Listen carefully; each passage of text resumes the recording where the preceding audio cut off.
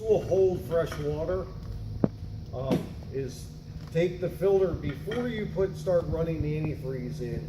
Take the filter out so that you can reuse the filter or replace it in the spring, but you don't need to run the antifreeze through it. And then this will be full of fresh water. Dump it out, put it back on, and then as you run your pump, you'll fill this up with antifreeze. In the spring, when you go to flush the system out, this is going to hold, after you run water through the system, when you take this off, you'll see that there's actually half of it's pink, half of it's clear. So make sure you take this off after you de-winterize and re-dump it, because it will hold pink in here. Put a new filter in it. But pay attention that if you have a filter system. There are tons of different filter systems in coaches. Some of them have small inline filters at the kitchen sinks.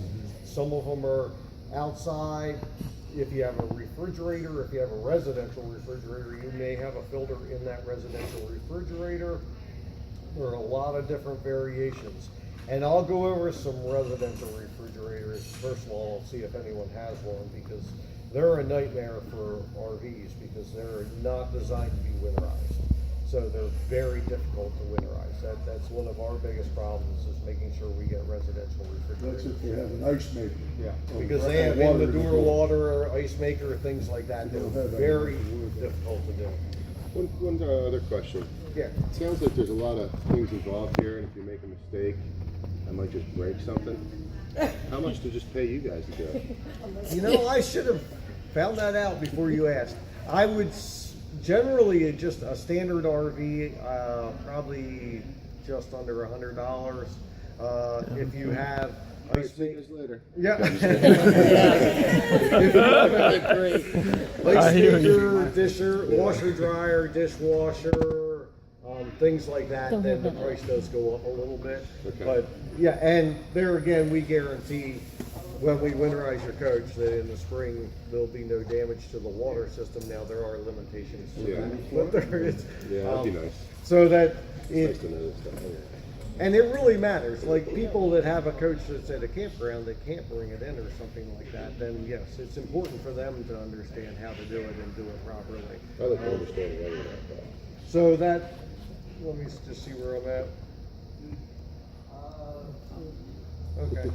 So then we're going to run antifreeze through all of our faucets, everything. Yes, ma'am. Okay.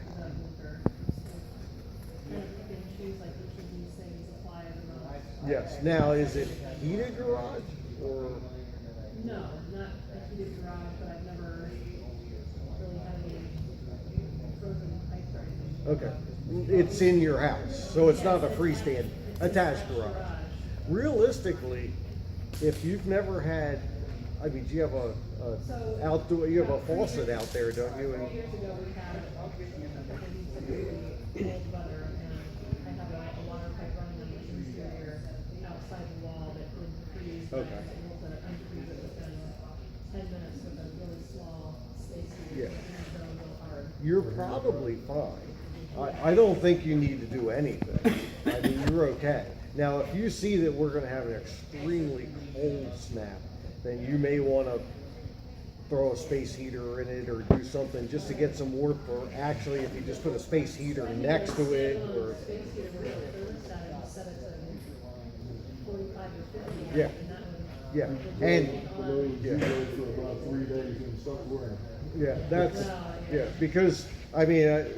My garage is attached, and you're right. Every once in a while, I'll get a freeze out at my washer dryer tub out there, and just a little spot freeze. But if I had an RV in that garage, I would be confident that it was fine. It's insulated. It should handle the freeze without any problem. You're just barely dipping under freezing. So if it gets extremely cold, throw a space heater out there.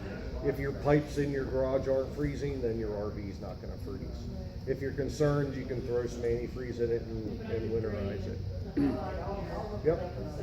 And make sure that all the lines are clear Yeah. and drained underneath, and I can probably skip the antifreeze. Yes. drain your freshwater tank, run your water pump till you hear it spinning real fast where it's not pumping water anymore, so you know you got a good bit of water out of it. Drain your water heater and just let it go, and you should be fine. I don't feel you need to do anything as far as just drain the system the best you can, and you don't need to put antifreeze or anything through it. So you should be okay. Yeah, now I have a 14-foot high-low, and the first year I got it, I ran the antifreeze through it. But after that, all I've really done is pump and just make sure I had all the water out, And there and again, it stays outside. I mean, yeah, and same as that's kind of like blowing it out.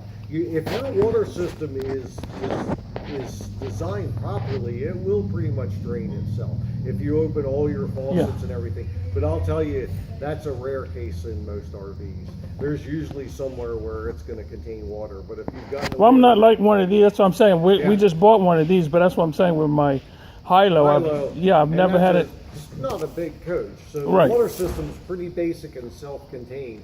When you get to a bigger coach, you got such long runs that you're not, without putting air through it or antifreeze through it, you're gonna get some freeze. Well, I take a regular pump and just pump air. It usually takes like a half hour, 45 minutes, and make sure air's coming through everything. And as I said, I've never had an issue. Yeah, and with that. that's just, if you blow the water system out, you're safe also. But there again, you need the knowledge of how your water system's kind of designed to make sure you get all the water out. On a smaller coach, it's pretty simple. Yeah. But there's a lot of different things on the bigger coaches that you have to be more concerned about. Your self-drain traps, make sure you put in the drain traps down where you let the water out of your sink and stuff. Now, there are other traps. types of water heaters. Yep. There are different types of water heaters as far as use. This is a standard 6 and a 10-gallon water heater in a contained unit. There are Insta-Hot water heaters, and then there's what's called an aqua-hot water heater in the diesel motorhomes that do not have storage tanks in them.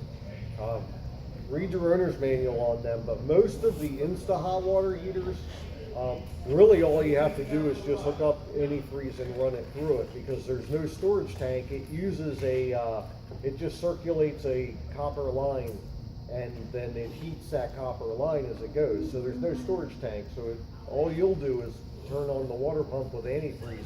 It'll automatically go through that and automatically winterize it. There's no storage.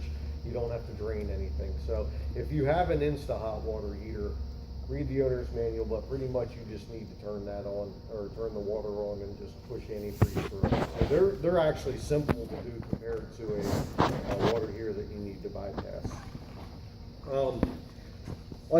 Does anyone have a residential refrigerator in their coach? 110 volt